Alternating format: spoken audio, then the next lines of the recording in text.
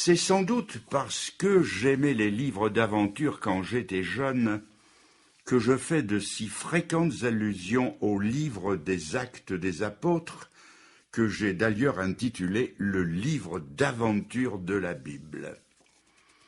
Nous allons lire un de ces merveilleux récits au chapitre 17 et en commençant au verset 15 où nous trouvons un épisode de la vie du grand apôtre Paul. Je lis. Ceux qui accompagnaient Paul le conduisirent jusqu'à Athènes. Puis ils s'en retournèrent, chargés de transmettre à Silas et à Timothée l'ordre de le rejoindre au plus tôt. Comme Paul les attendait à Athènes, il sentait au-dedans de lui son esprit s'irriter à la vue de cette ville pleine d'idoles. Il s'entretenait donc dans la synagogue avec les Juifs et les hommes craignant Dieu, et sur la place publique chaque jour avec ceux qu'il rencontrait. Quelques philosophes épicuriens et stoïciens se mirent à parler avec lui, et les uns disaient « Que veut dire ce discoureur ?»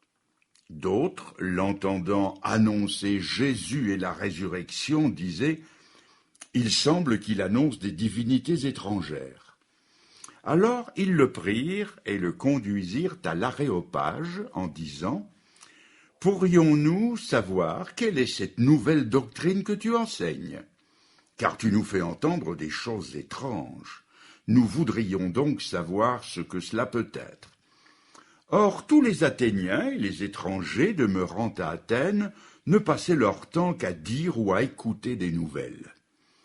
Paul, debout au milieu de l'Aréopage, dit « Hommes athéniens, je vous trouve à tous égards extrêmement religieux, car en parcourant votre ville et en considérant les objets de votre dévotion, j'ai même découvert un autel avec cette inscription « À un Dieu inconnu. Ce que vous révérez sans le connaître, c'est ce que je vous annonce. Le Dieu qui a fait le monde et tout ce qui s'y trouve, étant le Seigneur du ciel et de la terre, n'habite pas dans des temples faits de mains d'hommes. Il n'est pas servi par des mains humaines, comme s'il avait besoin de quoi que ce soit, lui qui donne à tous la vie, la respiration et toutes choses.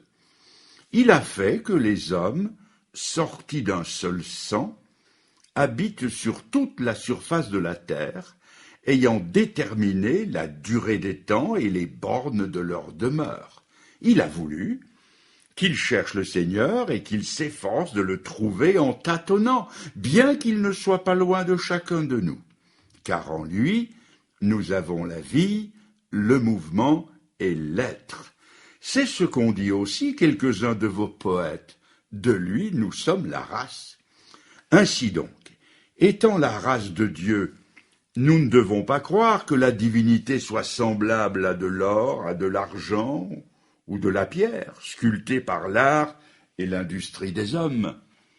Dieu, sans tenir compte des temps d'ignorance, annonce maintenant à tous les hommes en tout lieu qu'ils aient à se repentir, parce qu'il a fixé un jour où il jugera le monde selon la justice, par l'homme qu'il a désigné, ce dont il a donné à tous une preuve certaine en le ressuscitant des morts.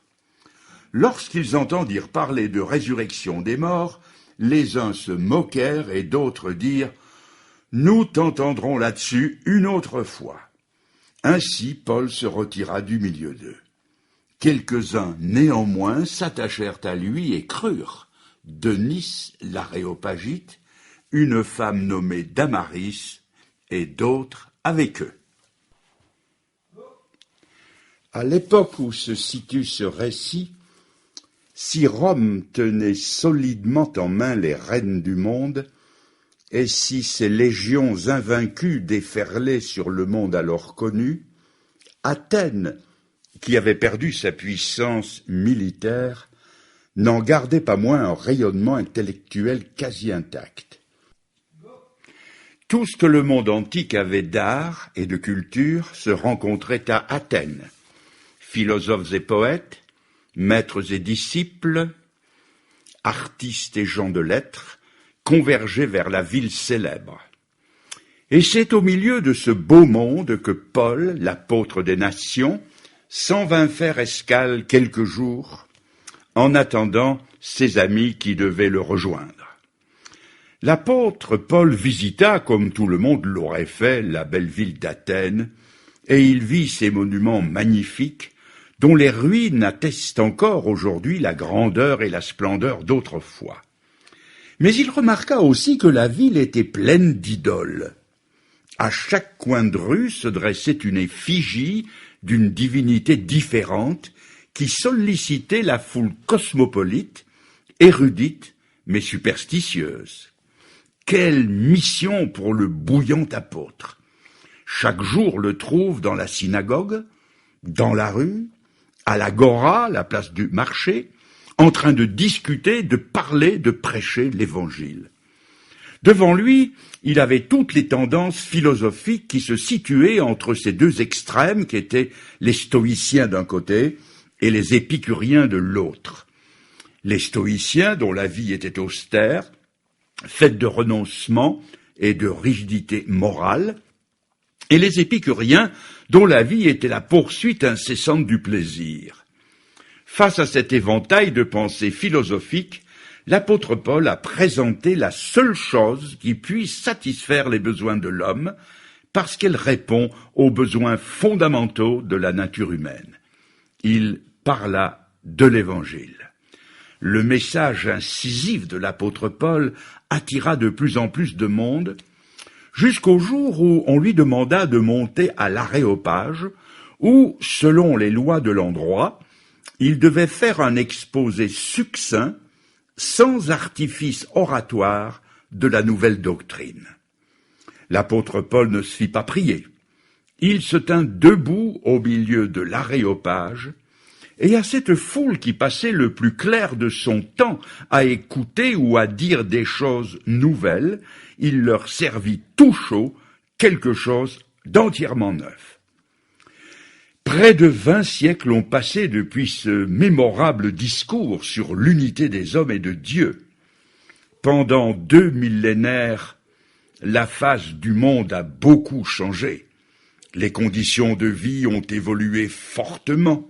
Presque partout, le paganisme a été absorbé par le christianisme et la conception superstitieuse des dieux multiples a été remplacée par la révélation combien plus rationnelle d'un Dieu unique.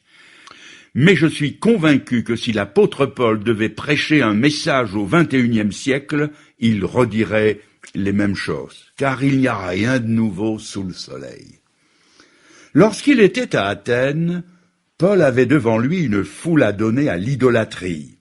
Ils avaient autant de statues qu'ils avaient de dieux, et ils en avaient beaucoup. Rien qu'à Delphes, l'un des sites les plus courus de Grèce, il y en avait 3000. Les Grecs avaient 12 grands dieux, une quantité de demi-dieux et une infinité de petits dieux. Et outre tous ces dieux-là, ils avaient même une stèle vide sur laquelle ils avaient gravé l'inscription à un dieu inconnu, pour être bien sûr de n'en avoir oublié aucun. Quoique tous ces dieux aient disparu aujourd'hui, je suis convaincu, je le répète, qu'ils prêcheraient le même message à part la forme. Car si la face du monde a changé de nombreuses fois, le cœur des hommes, lui, n'a pas changé. Les idoles anciennes ont fait place aux idoles modernes, auxquelles on sacrifie le plus clair de son temps, de ses facultés et de son argent. Je vais vous en citer quelques-unes en passant. Les Grecs et les Romains, entre autres dieux, adoraient le dieu Mars. Mars était le dieu de la guerre et de la violence. Et le dieu Mars n'est pas mort. Il n'a jamais été si bien servi. Des milliers de milliards lui sont consacrés chaque année et il devient de plus en plus puissant. Son empire s'étend jusque sur les nations pauvres qui consacrent une partie importante de leur budget pour l'armement. Nous vivons comme sur une poudrière et il suffirait d'une étincelle mal placée pour que tout saute. Mais les guerres du dieu Mars ne se font pas seulement qu'entre les peuples, les races et les idéologies. La violence s'étale partout, sur le grand comme sur le petit écran.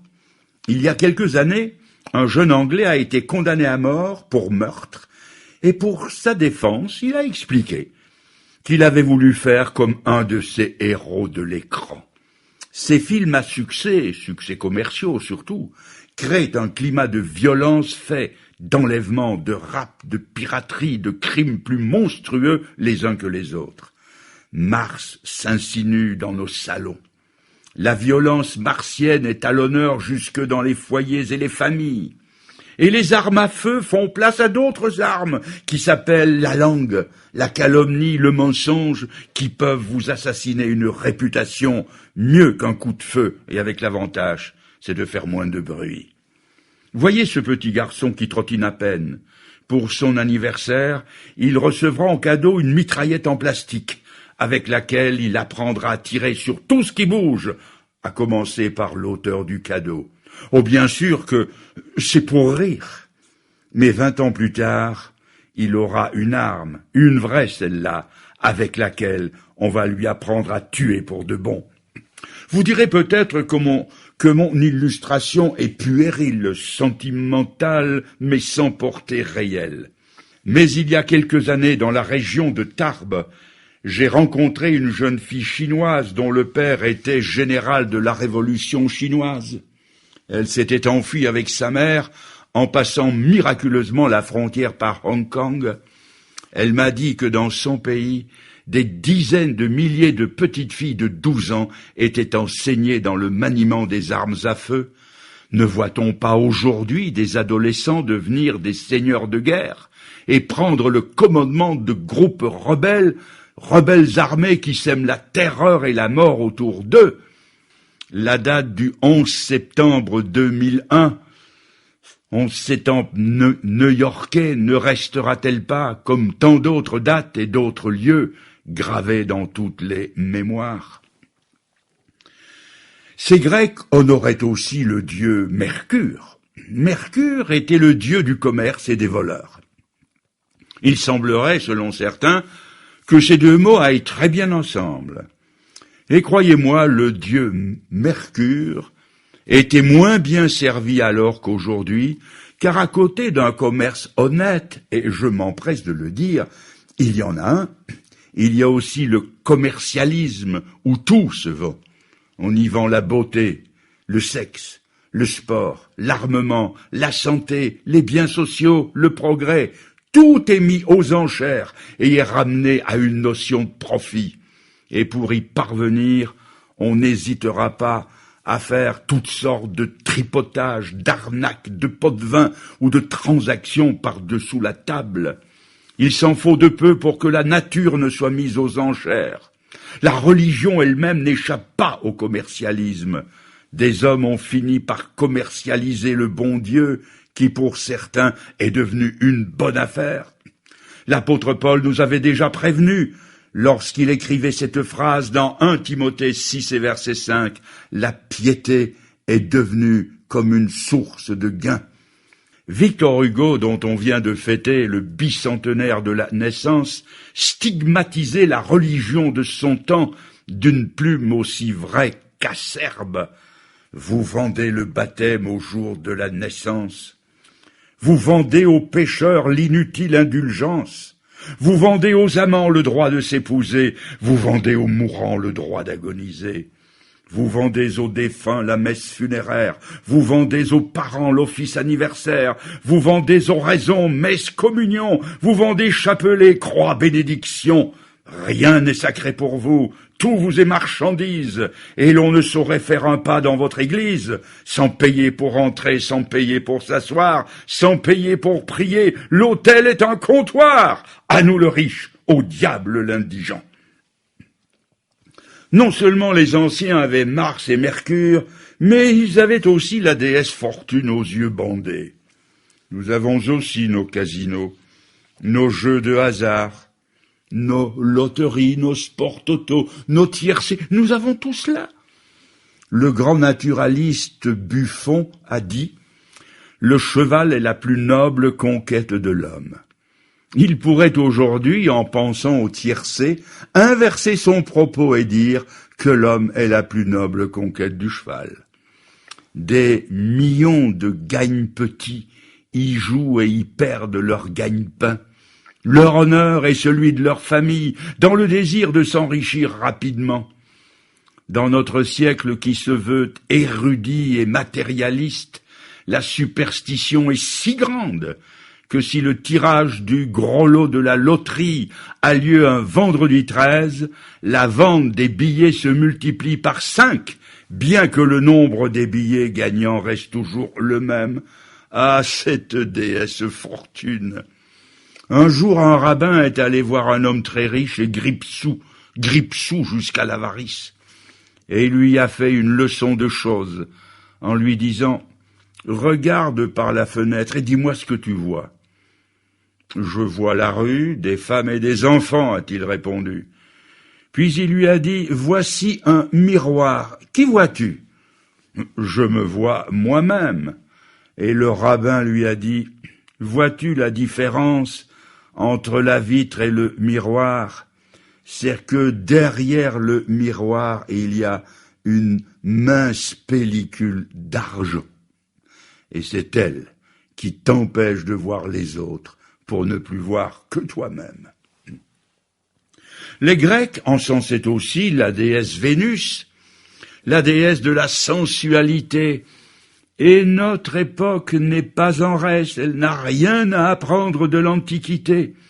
La lubrique et sensuelle déesse n'a jamais été aussi bien servie. J'ai vu de mes yeux vus, sur un kiosque à journaux, cette inscription « Une nouvelle divinité, le corps de la femme ». On ne peut pas aujourd'hui vous vendre une voiture ou une lame de rasoir sans vous présenter une pin-up à l'anatomie généreusement dégarnie. La sensualité est là qui nous attend à la sortie de nos maisons. Elle franchit nos seuils, elle s'installe dans nos journaux, à la télévision, dans la mode. Elle partage nos moments de détente et elle nous conditionne à notre insu.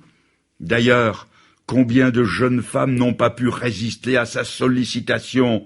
Pourquoi végéter dans un bureau ou s'occuper du ménage alors qu'il est si facile d'être la maîtresse d'un homme au carnet de chèques bien fourni?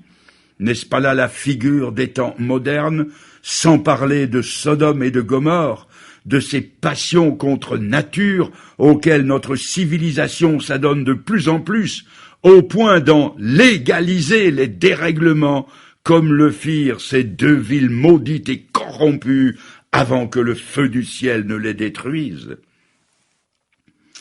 Outre Mars, Mercure, la fortune et Vénus, les Grecs vénéraient Bacchus, le dieu du vin et des buveurs. Ce dieu-là est resté très moderne et très populaire. Il n'a pas pris une ride. C'est le Dieu qui appauvrit, qui asservit, qui avilit et qui dégrade. C'est le Dieu du rire qui s'achève en sanglots, le Dieu de l'oubli momentané et des réveils de cauchemars. Il a un temple dans chaque bistrot. Il a un autel dans chaque bar d'appartement. Il a pour culte la dive bouteille et pour encens les relents d'alcool. Ses adorateurs se retrouvent dans toutes les couches de la société, depuis le Crésus qui roule en Rolls-Royce jusqu'au clochard qui dort sous les ponts. L'offrande qu'on lui fait est incroyablement élevée. Selon les statistiques, à une certaine époque, l'alcoolisme rapportait à la France 52 milliards par an et lui en coûtait 154. Bacchus est un grand créateur d'œuvres sociales, de centres de psychiatrie, d'asiles d'aliénés ou de maisons pour l'enfance battue ou abandonnée. Il a pour trône la misère et pour extrême onction la honte et le désespoir. Mais Jésus-Christ est plus fort que ce Dieu-là, et je connais des dizaines de cas d'hommes et même de femmes qui étaient pieds et poings liés à la coupe infernale et que Jésus-Christ a délivré. Près de chez nous, Un homme avait ruiné l'honneur de sa famille et perdu une situation enviable. Il avait bu l'équivalent d'une maison et un jour, il est venu écouter une conférence comme celle que vous écoutez ce soir. Il s'est effondré en sanglots et il a mis sa foi en Jésus-Christ et il est devenu un nouvel homme respectable et respecté. J'en connais un autre qui était transporteur. L'alcool a conduit sa famille dans la misère la plus noire. Alors que son camion était son seul gagne-pain, il s'est littéralement sabordé. Il est allé jusqu'à vendre les roues de son camion pour satisfaire sa dégradante passion. Et Jésus est venu frapper à la porte de sa vie. Il l'a transformé complètement.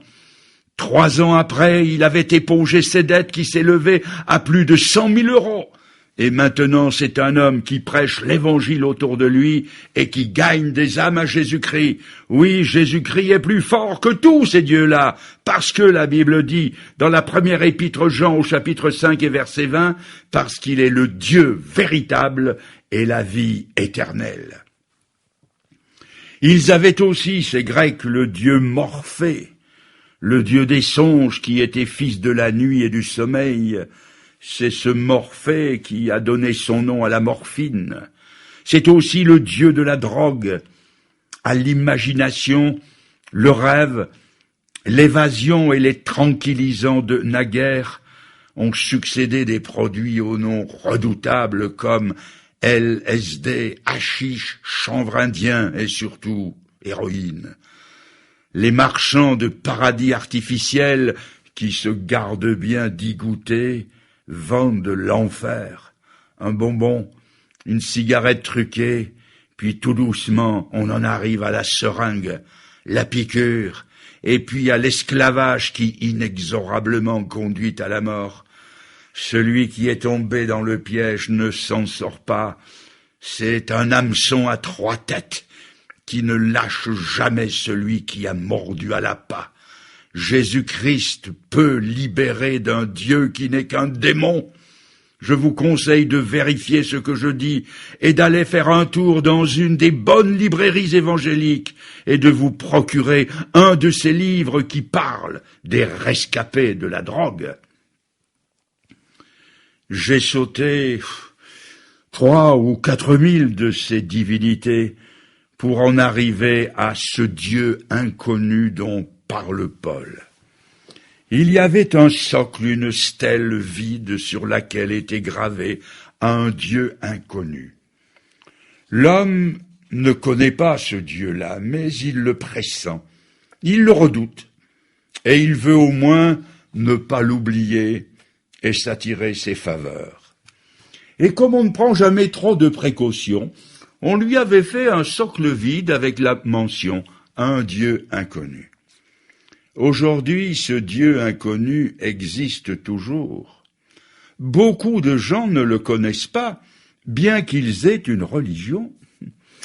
Et comme on le redoute et le craint, on lui fera, disons, 4 grandes visites dans la vie. Une au baptême, où l'on offrira des dragées aux invités. Une autre vers 11 ou 12 ans, à la communion, et on lui brûlera un cierge.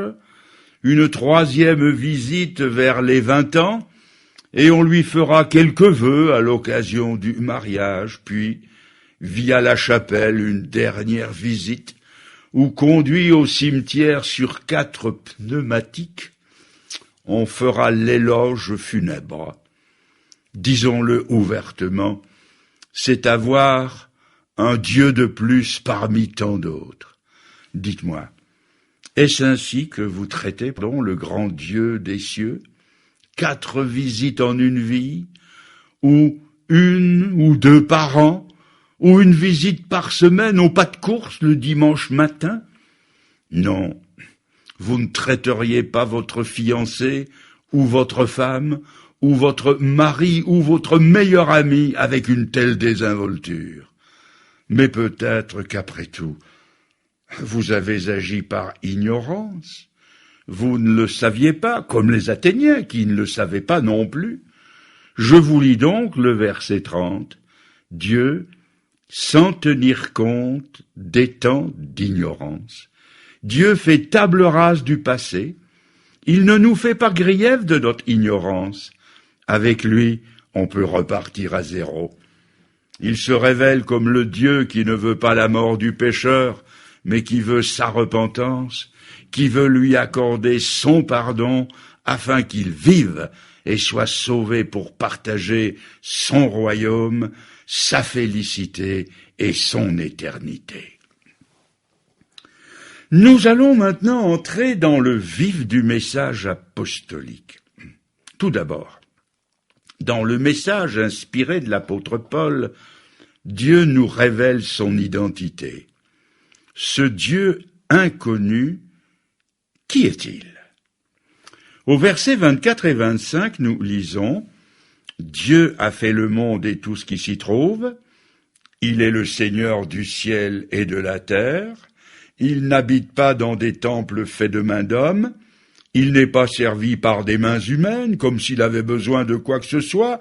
Lui qui donne à tous la vie, la respiration et toutes choses. Voilà qui est Dieu. » Job, le patriarche, a fait la découverte de Dieu. C'était un grand Dieu. Élie, le prophète, a découvert que c'était un Dieu, pas seulement un Dieu grand, mais un Dieu juste. Ésaïe, un autre prophète, a découvert que c'était un Dieu saint, tellement saint que les anges dans le ciel se voilent la face et crient l'un à l'autre « Saint, Saint, Saint, l'Éternel, voilà qui est Dieu !» Voltaire a dit un jour « La Bible dit que Dieu a fait l'homme à son image, mais l'homme le lui a bien rendu. » Nous aimons nous faire un Dieu à notre mesure, un Dieu à l'image de nos sentiments décadents, et nous emprisonnons ce Dieu-là dans des idées qui nous servent et nous arrangent. Nous le mettons dans notre moule et nous le façonnons à notre image en lui prêtant nos sentiments. Mais quand Dieu, le vrai, se présente à nous, il fait sauter ce moule et il se révèle à nous non pas comme un Dieu bon papa gâteau qui pardonne toutes nos fredaines, un Dieu sénile, mais un Dieu plus majestueux que la majesté des cieux. C'est un Dieu saint et redoutable, plus pur que la lumière la plus pure, un Dieu qui appelle le péché péché et qui le condamne sans appel. Mais aussi, nous l'avons lu, ce n'est pas seulement un Dieu grand, un Dieu juste, un Dieu saint, c'est un Dieu proche. Et je lis le verset 28. « Car il n'est pas loin de chacun de nous. En lui, nous avons la vie, le mouvement et l'être. » C'est aussi un Dieu qui parle.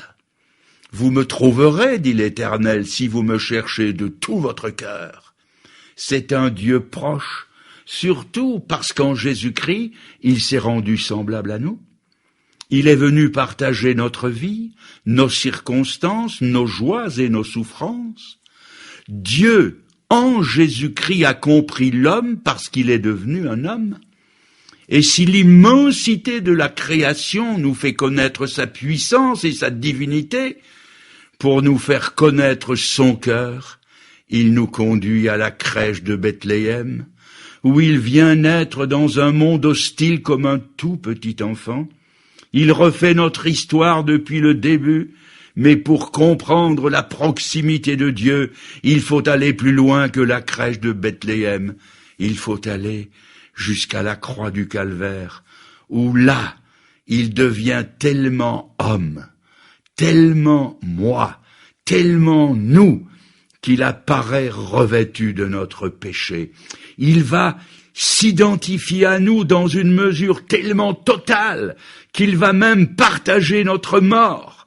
Dieu, est-il écrit, Dieu était en Christ, réconciliant le monde avec lui-même. 2 Corinthiens 5. Si je devais donner un autre titre à cette prédication, je pense que j'écrirais « Dieu n'est pas loin. Certes, il est grand, il est saint, il est redoutable, mais c'est un Dieu proche et qui nous aime. N'est-il pas dit de lui ? Dans Jean 3,16, oui, Dieu a tellement aimé le monde qu'il a donné son Fils unique, afin que quiconque croit en lui ne périsse point, mais qu'il ait la vie éternelle. Après s'être fait connaître à nous, Dieu nous fait faire connaissance avec nous-mêmes. Et je lis au verset 29, « Car nous sommes sa race. » Nous sommes sa race. Pas moins que cela. Dieu est créé à l'image de Dieu. C'est un être moralement responsable, capable de faire la distinction entre le bien et le mal, et surtout capable de dire non à la loi des instincts. Et puisque l'homme est ainsi uni à un Dieu éternel, il a une destinée éternelle. Quelle origine et quelle destinée que celle de l'homme! Il vient de Dieu et il va vers Dieu. Quelle déchéance que ce qu'on nous propose aujourd'hui. Que sommes-nous? Une cellule de protoplasme, une réaction chimique, un accident dans l'univers, une absurdité, quel néant! Ne venant de rien et n'allant vers rien, l'homme n'est rien. Les philosophes d'aujourd'hui ne voient rien dans ce monde, même pas l'homme. Ils accrochent un panneau sur l'univers et ils écrivent « Il n'y a personne ». Inutile de frapper, personne ne répondra. Il n'y a personne, même pas nous, puisque nous ne sommes pas censés être là. Et si nous y sommes, nous ne devrions pas y être. Notre présence dans l'univers est une erreur de plus. Mais la Bible dit que nous sommes de la race de Dieu. Elle va plus loin. Elle précise que nous sommes issus d'un même sang, ce que confirme la biologie moderne. Le pygmée de la forêt équatoriale, l'aborigène d'Australie, l'indigène de la Patagonie, ou les membres et descendants des familles royales européennes au prétendu sang bleu, ont les mêmes groupes sanguins et sont tous compatibles entre eux. Nous sommes non seulement unis à Dieu, mais nous sommes unis les uns aux autres par le sang.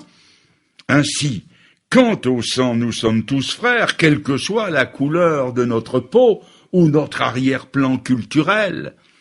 Il y a quelques années aux États-Unis, il y a eu un meurtre horrible. 2 Blancs ont froidement assassiné un jeune noir parce qu'il avait sifflé d'admiration en voyant passer une femme blanche. Ce qui a révolté la conscience mondiale, c'est que les 2 Blancs ont été acquittés. Un homme, quelle que soit la couleur de sa peau, a droit à la justice, à la considération et au respect. Et c'est à cause de cette phrase de l'Écriture, tous issus d'un seul sang, que cette chrétienne et femme de pasteur qu'était Madame Beecher Stowe a écrit ce livre fameux, La case de l'oncle Tom, qui a été l'ouvrage de base de la libération des esclaves aux États-Unis. La Bible nous montre qu'il y a une autre unité entre les hommes, et elle l'affirme avec force, c'est que nous sommes unis tous, et entre nous, sur le plan du péché, même si nous avons de la peine à l'admettre. S'il y a une unité ou une égalité entre les hommes plus que partout ailleurs, c'est sur ce plan-là. La Bible dit « tous ont péché ». Et elle ajoute « il n'y a pas de juste, pas même un seul, pas même celui qui vous parle ». La Bible dit que tous se sont égarés et que comme des brebis errantes, nous avons suivi notre propre chemin. Mais ça, nous ne l'admettons pas volontiers, parce que nous nous comparons les uns aux autres, et nous nous croyons volontiers plus blancs, plus justes, meilleurs que les autres. Si bien que le mépris hautain que certains affichent sur le plan racial, beaucoup l'affirment aussi sur le plan spirituel. Cependant, nous sommes d'un même sang, nous sommes tous du sang et de la race d'un Adam pécheur et déchu. Et la preuve, c'est que nous mourrons tous comme lui. Parce que la Bible dit que la mort, c'est le résultat, le salaire du péché. Si nous sommes si mal renseignés sur nous-mêmes, c'est parce que nous sommes mal renseignés sur Dieu. Car connaître Dieu, c'est se connaître soi-même. Reprenez le livre de Job, ce patriarche qui argumente avec Dieu pendant presque 40 chapitres et qui, arrivé au dernier, dit « Mon oreille avait entendu parler de toi, mais maintenant mon œil t'a vu, c'est pourquoi je me condamne et je me repens sur la poussière et sur la cendre. En connaissant Dieu, il fait connaissance avec lui-même, il a horreur de lui-même. Lorsque Dieu vint trouver le grand prophète Élie, et passa devant lui dans un doux murmure et une douce brise, le prophète Élie s'enveloppa la tête d'un manteau et n'osa plus rien dire. Lorsque le juste prophète Ésaïe vit le Seigneur dans son temple, il s'écria « Malheur à moi ! Je suis un homme perdu, car je suis un homme aux lèvres impures, au milieu d'un peuple aux lèvres impures. » En découvrant la véritable nature de Dieu, il se découvre lui-même. Et même quand l'apôtre Pierre, dans la tempête sur le lac de Tibériade, va faire la rencontre avec Jésus marchant sur les eaux, il va lui dire au comble de la terreur, « Seigneur, éloigne-toi de moi, car je suis un homme pécheur. » C'est quand je comprends Dieu que je me comprends moi-même et que je mesure toutes mes insuffisances.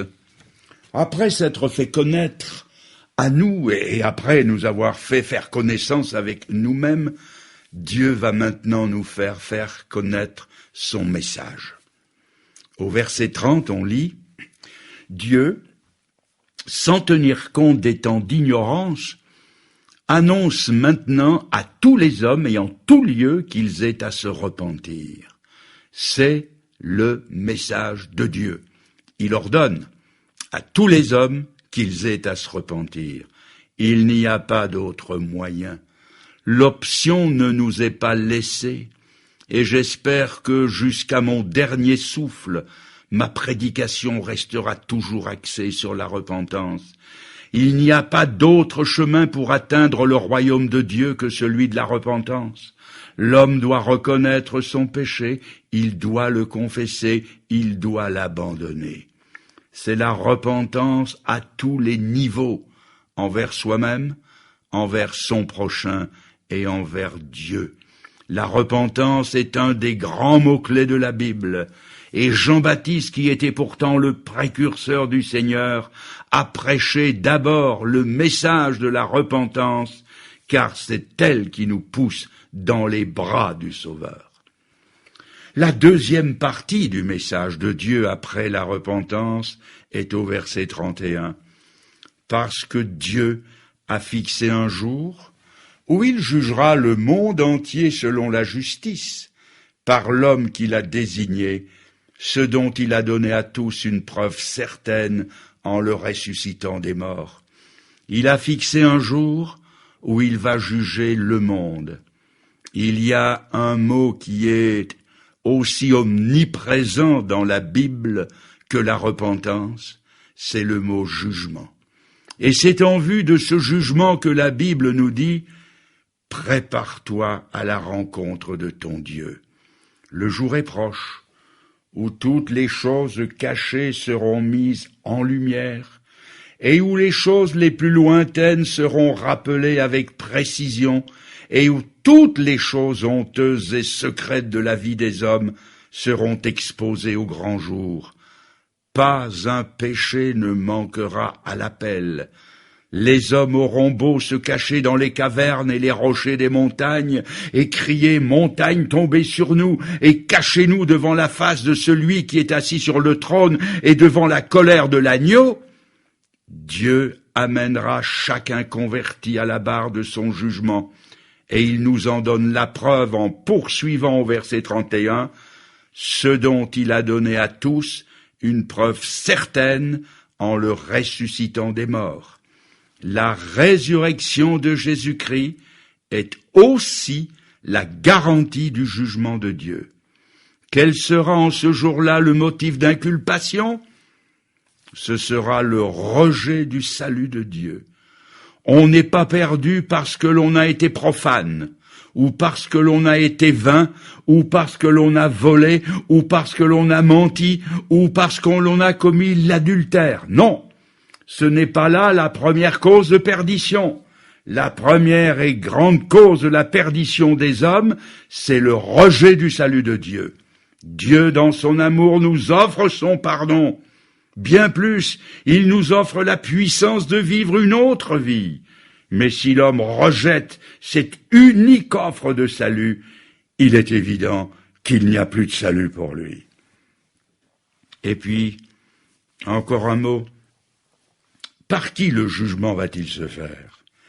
Il est écrit « par l'homme qu'il a désigné ». Et la Bible dit que le Père a remis tout jugement entre les mains du Fils, c'est-à-dire Jésus-Christ. Jésus, que vous avez peut-être jugé dans votre cœur, et à qui vous avez répondu négativement, comme ces hommes de l'Évangile. Nous ne voulons pas que celui-ci règne sur nous.